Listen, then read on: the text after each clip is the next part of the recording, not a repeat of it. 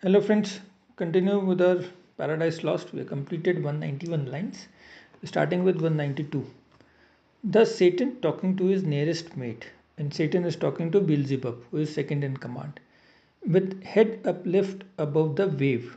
Now Satan is lying in a prone position, that means his chest is facing downwards, and his head is just above the waves, the fiery waves, with head uplift above the wave and eyes that sparkling blazed means his fiery eyes are there, burn fiercely his eyes, either with anger against God, or that he has become a devil now because of that. His other parts besides prone on the flood. His other parts, other his limbs, his hands and his legs were inside the flood only, extended long and large. And they were long. His limbs were very long. They were large and they were very strong also. Lay floating many a rood. Now he's lying in a prone position as if he is floating. His head's just above high, but lay floating many a rood. Now rood is a measuring unit, 1 by 4th of an acre. So many a rood. So that means his length and his size and his bulk is very huge. In bulk as huge as whom the fables name of monstrous size. So in fables, that means in legendary stories, classical stories, whom we call monstrous size. So he's compared with that of monstrous. Titanians or earthborn that warred on Jove. Now this is here a Greek mythology in which old set of gods, Titans are considered as old set of gods, warred against the new set of gods headed by Jove. And this is the theme of the poem Hyperion by John Keats, which by the way we are also doing. Parallel to this poem, we are doing that poem as well. So if you are interested, you can go through that poem. So Titans are considered to be huge, bulky in size, and they were assisted by giants who were earthborn. So Titans and earthborn, that means giants, they fought against Jupiter, and they were defeated.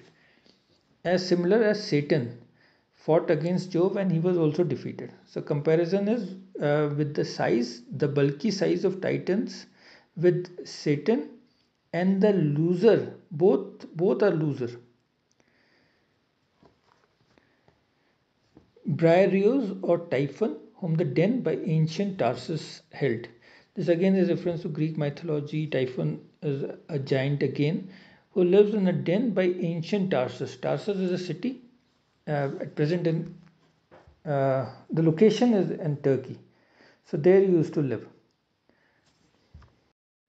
So Milton has compared Satan's size with that of Titan.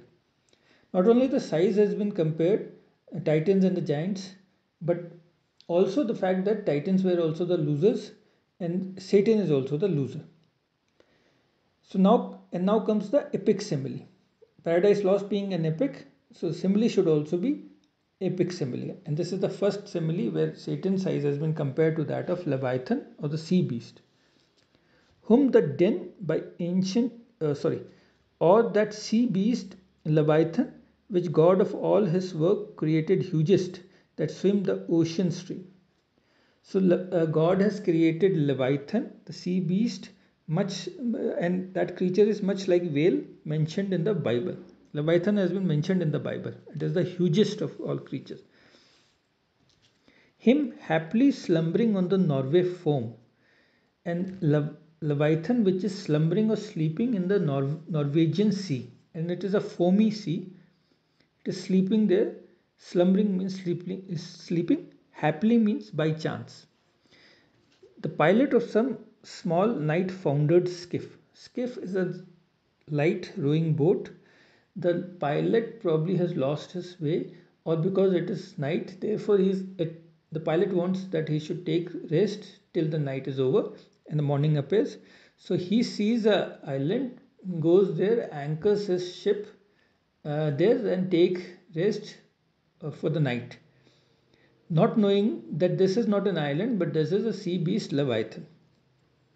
The pilot of some small night foundered come means lost its way, skiff, deeming some island, and deeming means thinking it to be an island, of, as seaman tells, Often, as seamen, those pilots who go to the sea, they tell this story. With fixed anchor in his scaly rind. Leviathan being a sea beast, it has also got scales similar to that of fish. And on the back of the Leviathan, the pilot will fix his anchor on the scaly rind, scaly back. Moors by his side under the lee. Under the lee. Moors means anchors by his side. Under the lee means that side of the island where the wind does not come, protected from the wind. So that side of the sea whale or leviathan where the wind does not come, the pilot anchors his boat. While night invests the sea. Invest means covers the sea and wishes morn delays. And night wishes that the morning should be as delay as possible so that it can rule. So this is the comparison. The comparison is the size of Leviathan, which is huge. Pilot takes it to be as huge as an island, deems it to be an island. So comparison is huge. But there is a second element to it also, and that is the element of deception. Pilot thinks it to be an island where in reality it is a sea beast, Leviathan. So unknowingly, though unknowingly, it is not intentional on the part of Leviathan. It is not there to capture the prey. It is sleeping, in fact, there. But the pilot thinks it to be an island. Similarly, Satan is also intentionally going to change his shape. He is a master of deception. Change his shape, take the shape of a snake, entice Eve, who is completely innocent. Eve. Similarly, as Pilate is also completely innocent and ignorant, Eve was also completely innocent and ignorant. Uh, she's charmed by the snake, eats the fruit of forbidden tree, and then both of them, Adam and Eve, are expelled from the Garden of Eden. So not only the sizes are compared, which is a huge in fact, but the element of deception is also clearly visible in this epic simile. So stretched out huge in length, the arch-fiend lay. Arch-fiend means arch-devil, that is Satan, laid so stretched out in the fiery lake, chained on the burning lake. He's not exactly chained, but it is called that he's chained. So he must be fixed at one place. Nor ever thence had risen or heaved his head, but that the will and high permission of all ruling heaven left him at last to his own dark designs, or heaved his head, nor ever thence had risen or heaved his head. It would not have been possible for Satan to lift, heave means to lift, or raise his head, except by the permission of God. And God has given him the permission to do, he is completely free whatever he wants to do in hell. High permission of all ruling heaven, that is God, left him at last to his own dark designs. And in hell, God has left him to his own dark designs. Whatever he wants to do, the evil act or the nefarious act, he is free to do. Why? That with reiterated crimes he might heap on himself damnation. Repeatedly he will be doing crimes there. We know that his inherent nature is that of evil nature. And he will be doing those, he will pursuing those designs there, how to harm God or God's creation, that is man. And by doing so, he will heap on himself. There will be more and more damnation on him. Damnation means condemnation to eternal punishment in hell. And his punishment will be eternal then. While he sought evil to others, and he will be doing there and he will be seeking evil to others. That means to God or to man. And enraged might see how all his malice served but to bring forth, and he'll be very terribly angry. Why? Because all his malicious actions, but to bring forth infinite goodness, grace, and mercy shown on man.